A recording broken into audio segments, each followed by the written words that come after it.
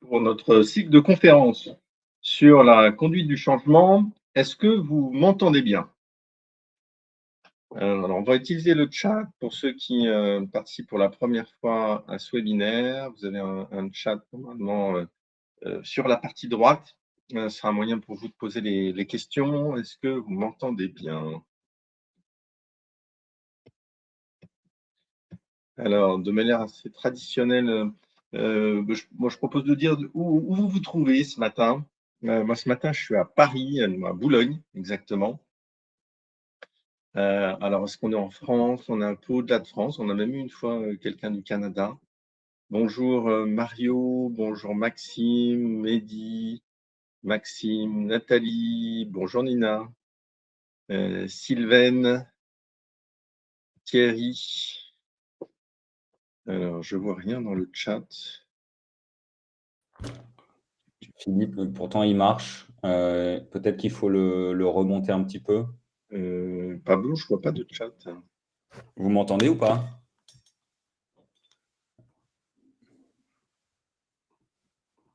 Est-ce que Le chat est inactif. Ah, Pablo, ouais, vous m'entendez, Philippe? Est-ce que vous m'entendez, Philippe? est-ce que Pablo, vous m'entendez? Ouais, moi je suis là, je suis là, je Dans suis le là. chat, ça va être un peu plus difficile. Putain, pourquoi ça marche pas?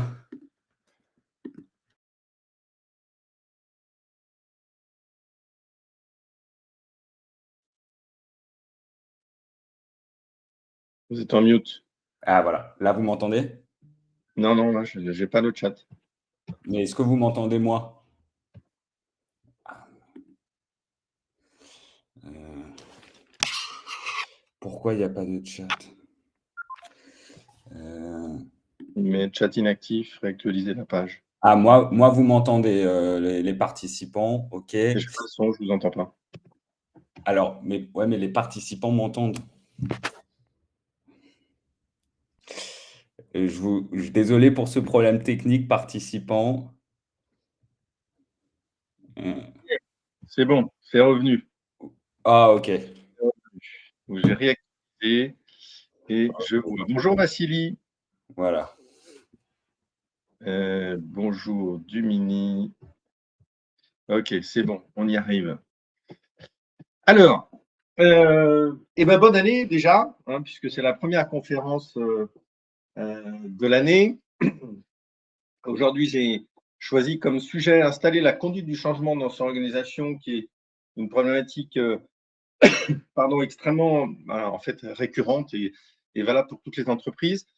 Pourquoi moi je fais alors qui je suis brièvement et puis pourquoi je fais ces conférences? Ça fait maintenant une vingtaine d'années que je suis dans les transpos et je trouve que ça marche pas beaucoup, en tout cas pas bien, dans beaucoup d'endroits, ou en tout cas ça marche avec beaucoup de difficultés.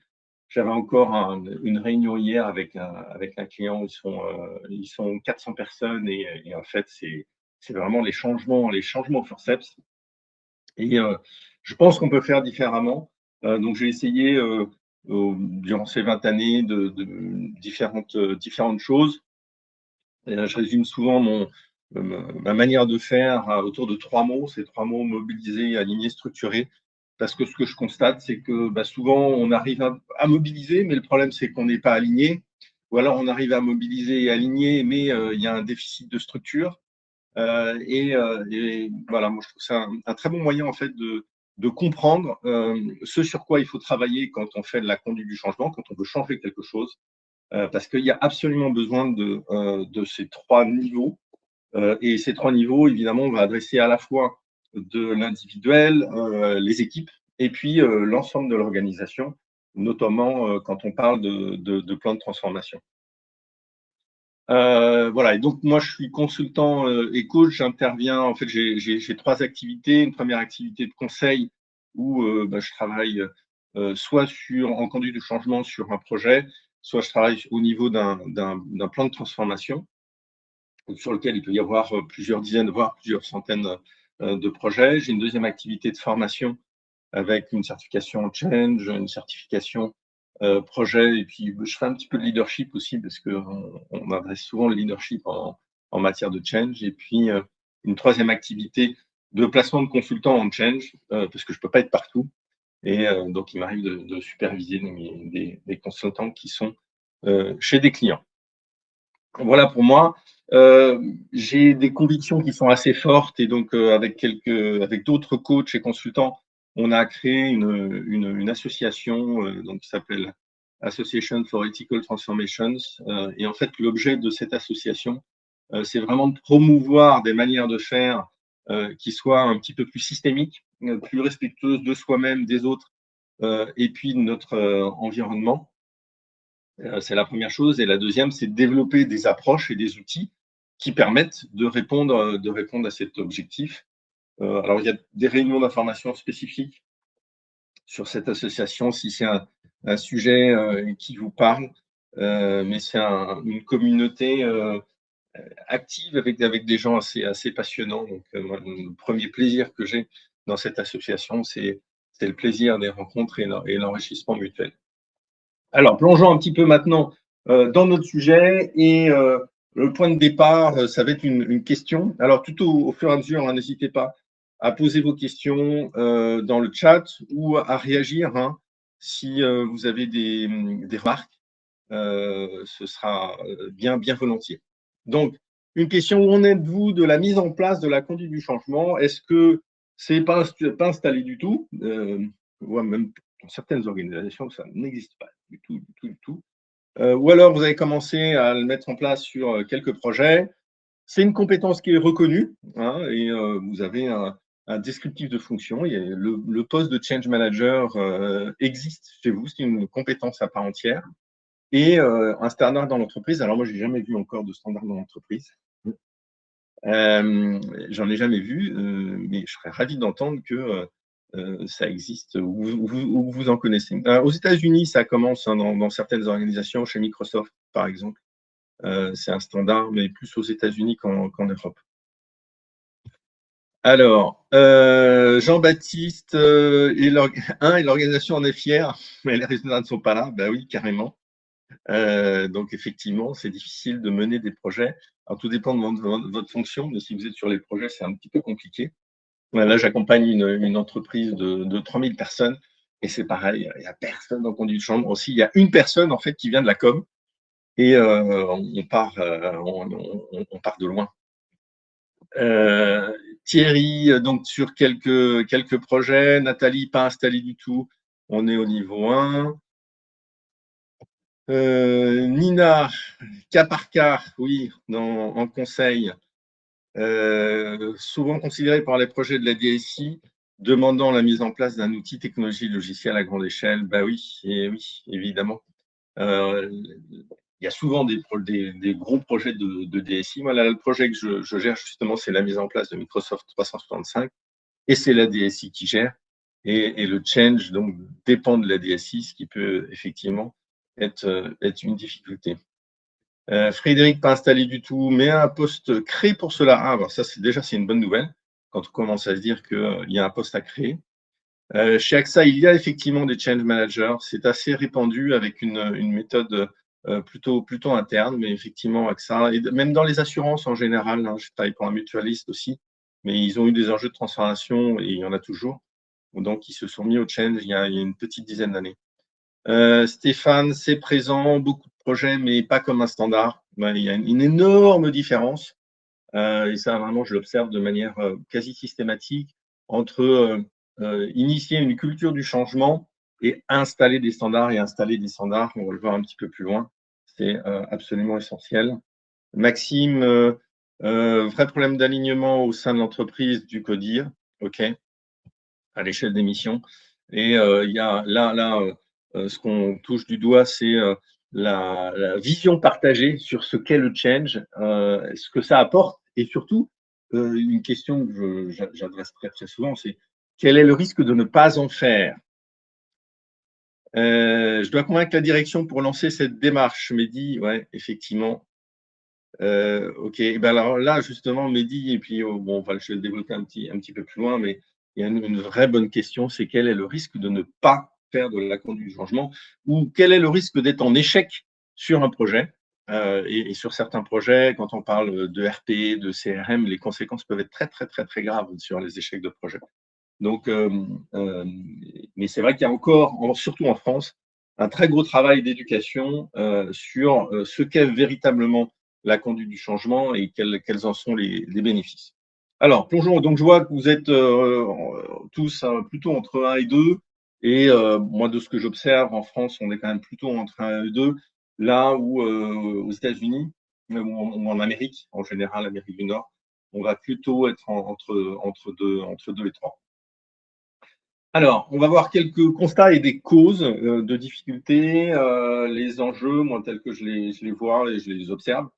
Et puis, je vais vous faire, bon, pour ceux qui ne me connaissent pas, je suis quelqu'un d'assez pragmatique, donc je vous proposerai des étapes très, très, très concrètes pour avancer sur ces sujets. Les constats sont les mêmes depuis 20-30 ans. Il y a grosso modo 2 tiers des projets qui échouent pour des raisons diverses et variées, mais la conduite du changement est une raison absolument majeure. Et 90% des dirigeants qui estiment que l'agilité organisationnelle est critique pour le succès de leur entreprise. Je pense que vous avez tous remarqué, on a tous remarqué que finalement ces dernières années, on arrive sur des rythmes qui sont de plus en plus courts. Hein, on a besoin de lancer des produits plus vite, on a besoin de mener plus de projets. Donc ce besoin de changement est extrêmement important et qui dit changement dit conduite du changement. Donc installer la conduite du changement, c'est vraiment se donner la capacité à la fois de mener beaucoup de projets, mais surtout de les réussir. Alors, je voudrais commencer par ça, que Nina pourra nous commenter, parce qu'elle s'est formée en change chez nous. La différence entre projet et conduite du changement, parce qu'on parle de conduite du changement, mais comme je le mentionnais, beaucoup ne comprennent pas en fait ce qu'il y a derrière la conduite du changement. Et moi, je vous invite à intégrer cette notion que dans la conduite, dans le changement, il y a 2 éléments bien distincts. Il y a le projet et la conduite du changement. Si vous prenez un CRM, il y a besoin de définir à qui va servir ce CRM, pourquoi on en a besoin, lequel on va choisir, comment ça va être connecté avec le système interne, etc., etc. Ça, c'est du projet. Hein. Mais donc, cette dimension projet n'amène pas un retour sur investissement. Parce que le retour sur investissement de l'installation de ce CRM, il vient également surtout de l'utilisation effective de ce CRM par les personnes qui sont censées l'utiliser. Donc, si on n'accompagne pas les personnes à comprendre, adhérer et s'engager dans le changement, on n'a pas le ROI. Voilà. Et donc, projet et conduite du changement, ce sont 2 angles de vue différents. Voilà, il y en a un qui est vraiment, on va dire, plus technique, et un autre qui est très, très subjectif, parce que à la fois objectif et subjectif, parce qu'il y a des impacts qui sont objectifs sur les personnes. Par exemple, un surcroît de travail, c'est un élément objectif. Par contre, le fait que ce soit un problème pour une personne, voire une terreur de devoir de devoir changer, ça, c'est tout à fait subjectif. Et elle est là, la difficulté. Et dans la majorité des organisations, particulièrement en France aujourd'hui, en fait, il n'y a que la partie projet qui est activée. La partie change est souvent oubliée ou totalement minorée avec de la communication, un petit peu de formation. J'ai même vu des projets où finalement les gens arrivaient en formation et ils ne savaient même pas qu'il allait y avoir un changement. On dit on vient vous former, mais il s'agit de quoi, et je ne vous cache pas que c'est un petit peu compliqué de former des gens quand ils ne sont même pas au courant du changement.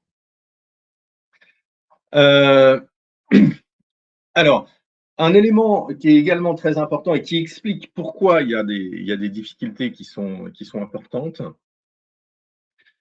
c'est que la conduite du changement ne peut pas reposer sur une personne, en fait. Il y a différents rôles qui sont essentiels. Alors, je vais commencer par le rôle du sponsor. Le sponsorship, c'est la première cause d'échec des projets. Et ça, pareil, depuis 20-30 ans.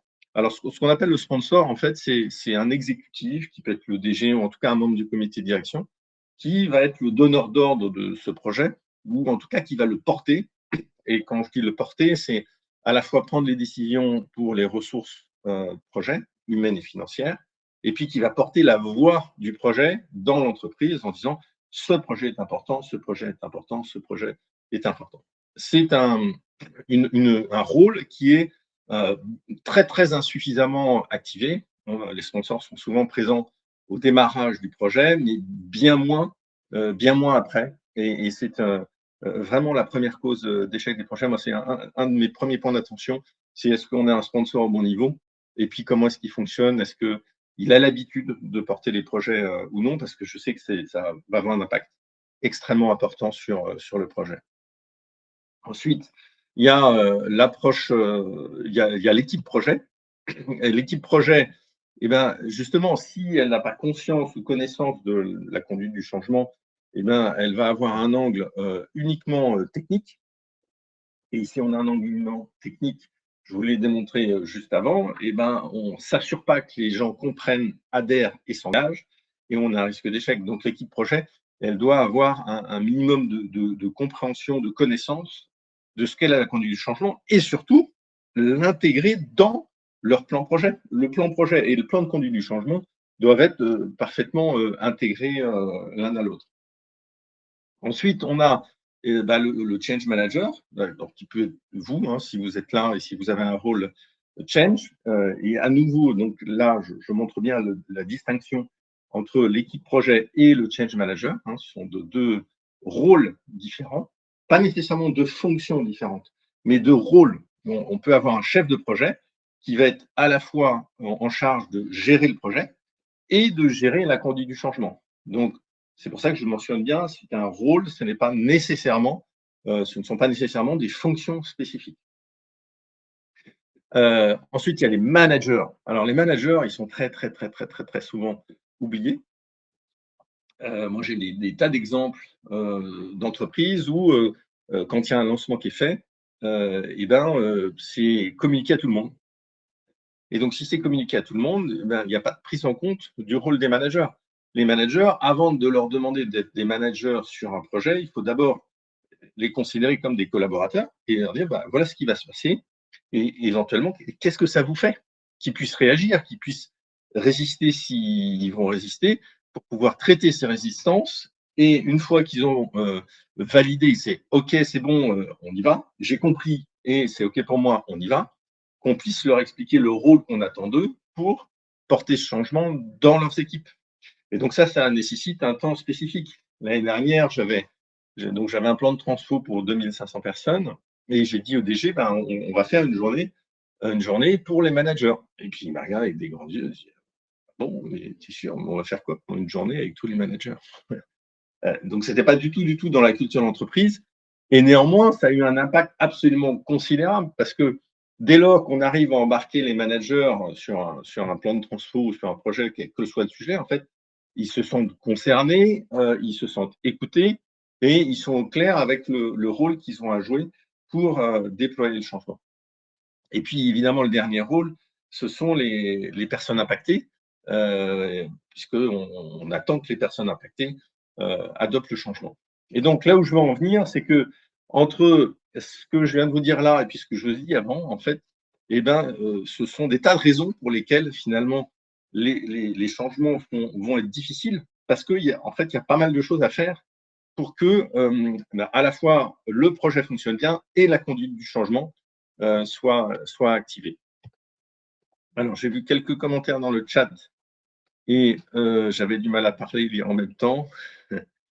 Oui, Jean-Baptiste, est-ce que la com des experts n'est pas efficace? Alors ça, c'est très intéressant comme point, merci. Il y a dans la communication qui est faite dans les organisations, il y a un point qui est très important, c'est qui porte le message de la communication. Ça, c'est fondamental, parce qu'il y a ce qu'on appelle des émetteurs de prédilection dans les organisations. Et si vous faites parler un expert technique, en fait, ce n'est pas ça qui va intéresser les collaborateurs. Et les collaborateurs, ils sont d'abord et avant tout intéressés par le pourquoi et par qui va expliquer ce pourquoi. Et ce pourquoi, il doit être expliqué essentiellement par le sponsor et relayé par le manager. Donc, le choix de la personne qui va communiquer est absolument essentiel.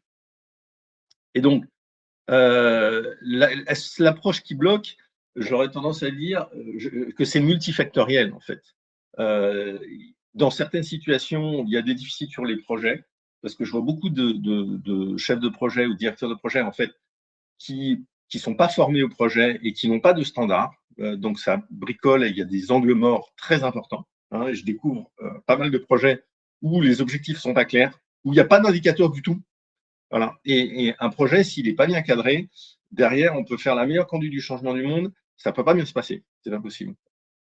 Et c'est la raison pour laquelle, d'ailleurs, maintenant, on a 2 certifications parce qu'on a démarré avec le change. Et au bout d'un moment, les change managers disaient, ouais, mais c'est bien, nous, on fait bien notre boulot, mais en projet, ils sont pas équipés. Est-ce qu'on pourrait avoir quelque chose de simple? Et c'est ça qui nous a amené à faire une deuxième certification. Alors, le coût, Jean-Baptiste, que vous mentionnez, perçu au départ, qui bloque son déploiement, oui, effectivement. Effectivement, c'est perçu non seulement comme un coût additionnel, mais surtout, c'est perçu comme quelque chose qui va prendre du temps, et puis des ressources humaines internes.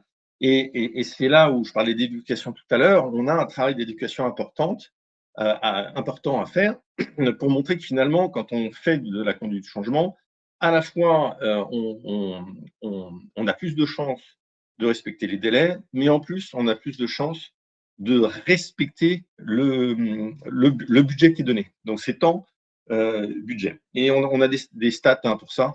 Alors, je ne vais pas les développer ici, mais durant la certification, on a justement des données précises qui permettent de convaincre ou d'expliquer aux exécutives que finalement, ça coûte plus cher de ne pas faire que de faire. Son impact sur la perception de leur pouvoir par les managers. Alors, je ne suis pas sûr de comprendre la question. Alors, en général, moi, de ce que j'observe, en fait, les managers j'en ai formé un certain nombre, sont toujours très heureux, en fait, de la formation ou de l'accompagnement spécifique qu'ils peuvent avoir, parce qu'ils se sentent reconnus en tant que manager. Et quand on présente directement un projet à l'ensemble des collaborateurs, il y a une certaine frustration, il y a surtout un désengagement de la part des managers. Je ne sais pas si j'ai répondu. Si ce n'est pas le cas, n'hésitez pas à mettre un commentaire. Oui, Louis, les deux, si c'est par rapport à ce que je mentionnais tout à l'heure, projet conduite du changement sont indissociables et difficiles à faire comprendre. Oui, alors effectivement, Nina, il n'y a pas toujours besoin d'avoir le même niveau d'investissement en conduite du changement, d'où, dans certains contextes, le fait d'avoir des chefs de projet à qui on demande de gérer à la fois les deux. Moi, je recommande vivement sur des projets d'ampleur de ne jamais avoir la même personne pour gérer les deux.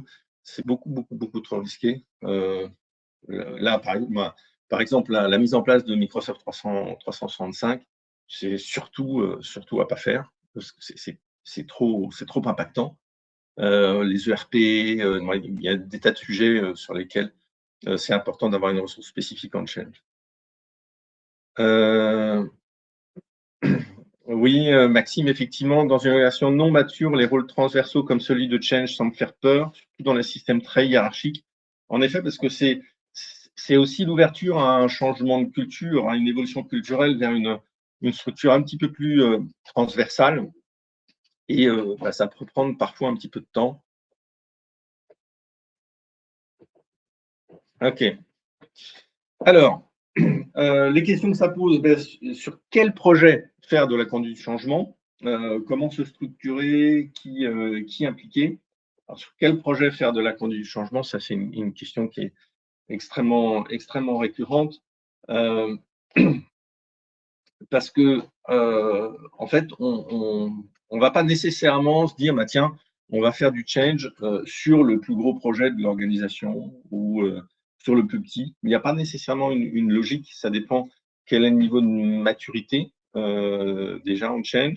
Parce que si on est dans une entreprise, par exemple, très hiérarchique, où la conduite du changement n'est pas mature du tout, et ben, ça peut avoir du sens de prendre un petit projet très visible sur lequel on va faire du change, de manière à pouvoir démontrer tout le bénéfice du change et dire attendez, regardez, on a réussi ça, et ben, c'est grâce au change, voilà, et qui va amener peut-être plus rapidement l'ouverture à d'autres projets avec le change. Alors, voyons comment, moi, quelques recommandations très concrètes que je vous fais avec des étapes clés. Il y a un premier sujet qui est essentiel, en fait, c'est où est-ce que vous êtes aujourd'hui en termes de maturité, les enjeux de transfo, qu'est-ce que vous avez comme transfo, peu ou beaucoup de projets, et puis les premiers pas pour avancer. Alors, sur la maturité actuelle, nous, on a un triptyque, en fait, on a un outil d'analyse qui permet d'évaluer, en fait, 3 dimensions. La dimension de leadership, hein, je vous ai dit, la première cause d'échec des projets, c'est le déficit de sponsorship. Donc, on va analyser les caractéristiques d'une organisation en matière de leadership. Ensuite, on va analyser en termes de compétences. Est-ce que il y a 1, 2, 3, il y a des personnes qui ont été formées, ou est-ce qu'il y a un savoir-faire qui est installé en conduite du changement? Et puis, le troisième sujet, et qu'on a mentionné déjà tout à l'heure, c'est en termes de standardisation. Vous pouvez avoir formé 20, 30, 40 personnes en change. Si à un moment donné, il n'y a pas un change management office pour essayer de structurer un peu les choses, de standardiser, et puis installer de l'amélioration continue, eh ben, ça ne peut pas fonctionner de manière optimale. Donc, c'est ça qu'on va regarder, de manière à dire, bah, tiens, voilà ce qui fonctionne bien, voilà ce sur quoi on peut capitaliser, et puis ensuite, quelles sont les priorités de développement, les priorités d'action pour pouvoir améliorer cette maturité. Donc, nous, on a un questionnaire qui est assez simple, on l'utilise de 2 manières différentes, soit avec un groupe de représentants de l'entreprise, soit individuellement, soit collectivement. On les fait de 2 manières. Et puis, on va analyser, on va prendre 2-3 projets un petit peu significatifs chez vous pour regarder un petit peu comment vous avez fonctionné sur ces projets en change. Une fois qu'on a regardé la maturité, il y a une question qui se pose, c'est qu'est-ce que vous avez comme enjeu de transfo? Est-ce qu'il y a 10 projets, il y en a 20, il y en a 50? Évidemment, ça ne va pas du tout être la même chose. Donc, on va regarder votre portefeuille de projet, et puis on va regarder le lien avec, si vous vous rappelez tout à l'heure, il y avait mobilisation, on va mobiliser, aligner et structurer. Et on va regarder la cohérence avec l'alignement. Voilà, est-ce que tous ces projets sont reliés à un axe stratégique? Est-ce qu'il y a vraiment une cohérence d'ensemble pour pouvoir justement évaluer à la fois mobiliser, aligner et puis structurer? Et ça, on va le faire avec quelques réunions avec la direction de la transfo ou la direction générale. Alors, sur les premiers pas pour installer la conduite du changement, la question à se poser, c'est vraiment bah, par quoi on démarre? Est-ce qu'on va démarrer avec un petit projet? Est-ce qu'on va démarrer avec un grand projet, un ERP par exemple? Si vous ne faites pas de conduite du changement sur un ERP, vous risquez de gros problèmes. Ça coûte une fortune. Et puis surtout, c'est un risque majeur, vraiment majeur pour l'organisation. Et puis ensuite, où est-ce que vous allez mettre le change? Est-ce que vous allez prendre un change externe? Est-ce que vous allez former quelqu'un en interne? Est-ce que cette personne va dépendre des RH? Est-ce qu'elle va dépendre du projet? Parce que c'est aussi possible. En général, au démarrage, quand on démarre en change dans une organisation, il va y avoir plutôt une intégration assez directe en projet. Et puis, plus la maturité de l'organisation va évoluer, plus on va pouvoir avoir une entité dédiée et au final, au bout de, en général, quelques années, avoir un change management office au sein d'une direction de la transfo avec des changes qui sont en centrale et puis des changes qui sont en local, voire des changes également par métier. Et donc là, on commence à avoir une maturité de change qui est très significative. Déterminer la méthodologie et les standards pour conduire le changement. Et moi, je vous invite vivement à le faire pour projet et change, les deux. Alors bon, évidemment, moi, je prends pour ma paroisse, donc je vais plutôt vous recommander d'utiliser Acertare, qui est utilisé dans pas mal de sociétés, notamment l'OCDE. Mais après, peu importe, mais utilisez, définissez vos standards. Et vos standards, ça peut être une partie d'une méthode, une partie d'une autre, peu importe. Mais c'est important de pouvoir avoir un standard qui soit le même pour tout le monde et que vous ayez un langage commun. Sinon, c'est extrêmement difficile de capitaliser. Et donc, un standard à la fois en projet et puis en conduite du changement. Et puis, évidemment, former les rôles clés. Dans le plan de transfo que j'ai géré l'année dernière pour 2500 personnes, il y avait à peu près 80 personnes impliquées en tant que chef de projet, soit à temps plein, soit à temps partiel. Sur ces 80, il y en avait une dizaine de formés au projet, une dizaine. Et il n'y avait pas de standard projet. Voilà. Donc moi, une des premières choses que j'ai faites en arrivant, c'est j'ai pris ce qui se faisait de mieux, j'ai constitué un groupe de travail. J'ai écouté, là, à la fin de la semaine, il faut qu'on ait un standard projet. Mais ça nécessite de la coordination, de la transversalité, parce que dès lors qu'on est en silotage, ça vraiment, ça fonctionne pas. Et c'est un des plus gros dangers, en fait, c'est le silotage. Et donc, former les rôles clés, et puis, donc là, on a un axe qui est conduite du changement, mais j'insiste sur projet et change, parce que vous avez un change ou des changes qui sont formés, mais que les projets sont pas correctement cadrés et gérés, ça ne peut pas fonctionner. Et d'ailleurs, la première chose que l'on fait en change, en tout cas dans mon approche, dans notre approche, c'est de challenger avec bienveillance le projet pour s'assurer qu'il n'y a pas de trou dans la raquette sur le projet. Parce que si on se rend compte au démarrage du change qu'il y a des trous dans la raquette, il faut surtout les combler. Pouvoir dire, mais attends, là, il manque ça, et c'est pour ça que cette proximité avec le projet est absolument essentielle. Alors, je regarde en parallèle les commentaires. Alors, sur les standards projets, et ben, vous avez les standards du marché. Hein, vous avez PMI, vous avez Prince2. Nous, on a. Donc, ça, c'est des standards projets qui sont. C'est vraiment des méthodes qui sont assez importantes, très, très reconnues, qui sont plutôt efficaces, qui sont assez lourdes. Et moi, j'ai deux mots-clés, c'est pragmatisme et simplicité d'utilisation. Voilà. Et donc, nous, on a créé une certification qui est sur 2 jours et qui vise à pouvoir faire les 20-80. C'est-à-dire qu'on puisse faire 80%, 80% des projets avec cette approche. Si vous voulez gérer un ERP en mode projet, surtout ne vous formez pas avec nous, parce que ce sera beaucoup plus indiqué d'être sur une méthodologie beaucoup plus complète, avec beaucoup plus d'outils. Mais le mieux peut être l'ennemi du bien pour beaucoup de chefs de projet. Moi, j'ai beaucoup de chefs de projet qui interviennent de manière ponctuelle et qui n'ont pas besoin d'une usine à gaz pour gérer des projets.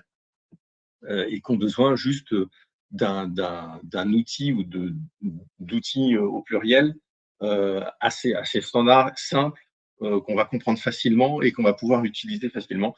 Et c'est vraiment l'objectif de nous, la certification projet qu'on a faite. Voilà. Et donc, par standard projet, moi, je ne sais pas si je suis suffisamment clair dans mes explications, mais c'est un moment de dire, ben, chez nous, pour gérer un projet, eh ben, voilà les outils qu'on utilise et voilà l'approche qu'on utilise. Par exemple, pour le cadrage, moi j'ai un document standard de cadrage qui permet de dire pourquoi il y a ce projet, quels sont les objectifs, quels sont les indicateurs de succès, etc. Donc il y a un certain nombre d'informations. Et plutôt que de demander aux gens de démarrer un projet et de les laisser faire, c'est-à-dire, voilà, on utilise nos standards et puis surtout, on fait des REX pour pouvoir nourrir l'apprentissage et puis mettre à jour, faire évoluer ces standards.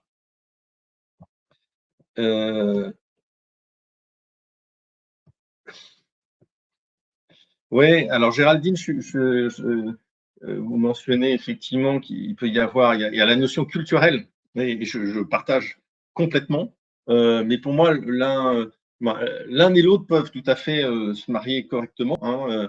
On peut avoir une méthode qui respecte tout à fait la culture et avoir un cadre général qui soit vraiment aligné sur la culture, et puis derrière, une certaine autonomie, peut-être sur la manière de faire ou certains aspects, mais quand on est en organisation avec plusieurs centaines de personnes ou plusieurs milliers de personnes, il n'est pas concevable d'avoir une efficacité collective euh, pérenne, ou on va dire une efficacité optimale, s'il n'y a pas un minimum de standardisation. Mais ça, c'est pas moi qui le dis, c'est juste du bon sens. Donc je suis d'accord avec vous.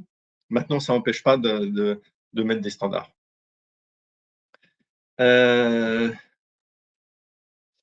Voilà. Et donc sur les moyens. Donc nous, on a une certif change qui est sur 3 jours, une certif projet qui est sur 2.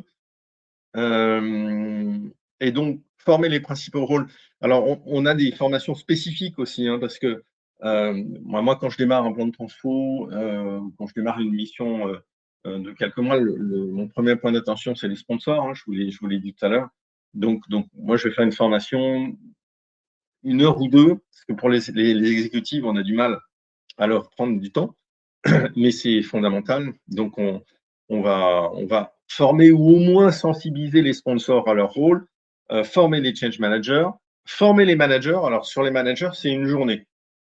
On a un programme d'une journée qui est toujours en lien avec un projet, de manière à ce que on les forme sur une réalité qui est d'actualité.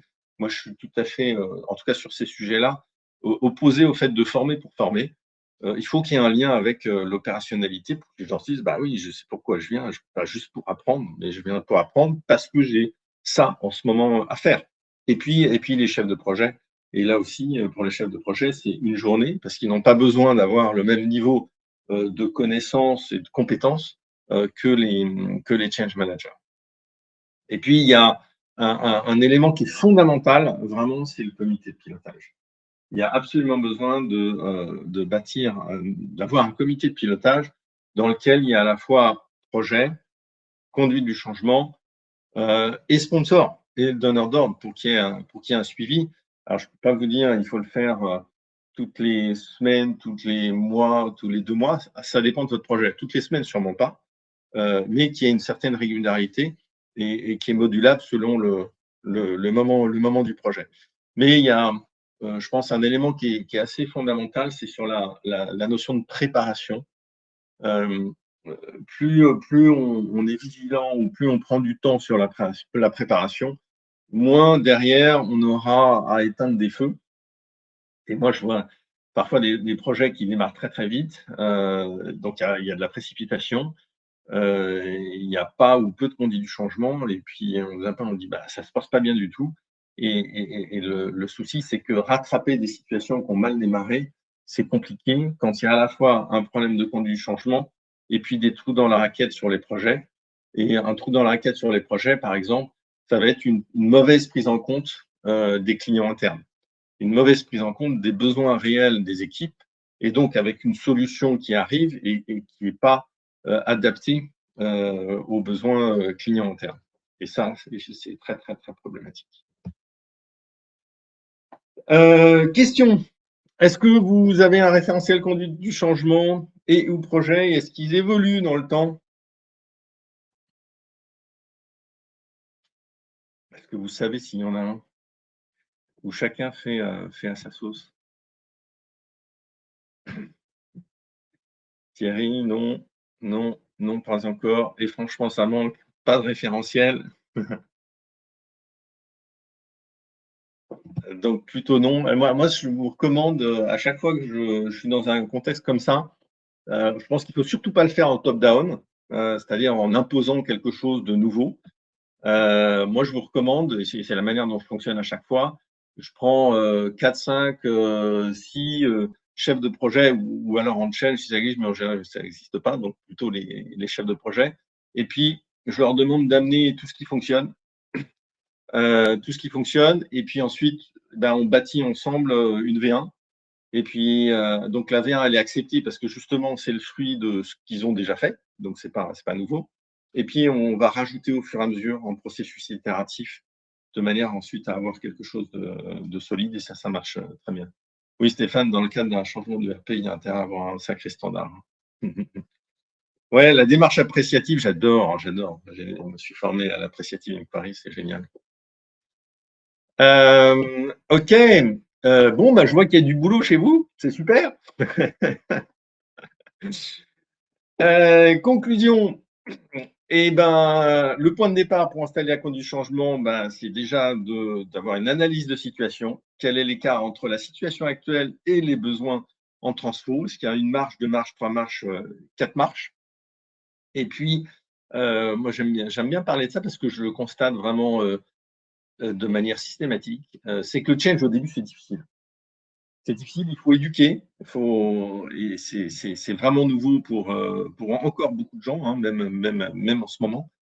Donc, on va les éduquer et faire en sorte de commencer à avoir un premier oui, un deuxième. Et puis, le deuxième problème qu'on va avoir, c'est de commencer à dire non. Commencer à dire non parce que quand les chefs de projet, les directeurs de projet, les directeurs de programme ou les sponsors voient que ça marche avec le chef, et moi, j'en veux sur tous mes projets, moi, j'en veux sur tous mes projets.